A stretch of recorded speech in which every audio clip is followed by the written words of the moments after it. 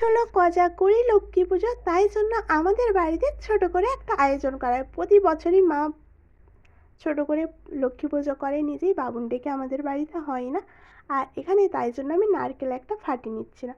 ফাটাতে দিয়ে দেখেছো ঘরটাকেই অনেকটা গর্ত করে নিয়েছে। আর এখানে কিছুটা আতপ চাল ভিজিয়ে স্নান করে নিচ্ছিলাম, আর তারপর চলে আসলাম মা আর আমি। মা তো প্রতি বছরই করে ছোট করে, তো আজকে মায়ের সাথে আমিই ছিলাম, তো বেশি উৎসাহিতটা আমার ছিল। তো এখানে লুচি কমপ্লিট হয়ে গেছে, সঙ্গে কিছুটা সুজিও করে নিচ্ছিলাম। আর এই আলপোড়া গুঁড়ো কেমন হয়েছে অবশ্যই জানি, আমি করেছি। আর তার উপরে যদি পা পড়ে যায়, তোমরাই বলো, বাঙালি বাড়িতে এটা তো হবেই, আলপনা দেওয়ার পর পা যদি পড়ে যায়। আর পাটা কেমন হয়েছে অবশ্যই জানিও।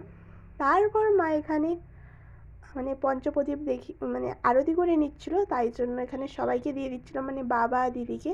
আর এখানে পুজোও করে নিচ্ছিল। আর প্রসাদে কী কী ছিল চলো।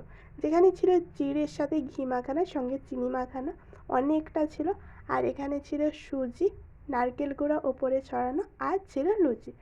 আর বড় জেঠুদের বাড়িতে বামুন ডেকে পুজো হয়েছিল, তাই জন্য প্রসাদ দিতে এসেছিল দি, যেখানে ছিল চিড়ে প্রসাদ, নানা রকম ফল, সুজি, আর ছিল লুচি।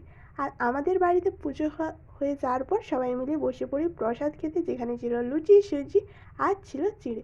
তো চলো, ভিডিওটা তোমাদের কেমন লাগলো অবশ্যই জানিও, আর ভালো লাগলে একটা লাইক করে দিও। টাটা।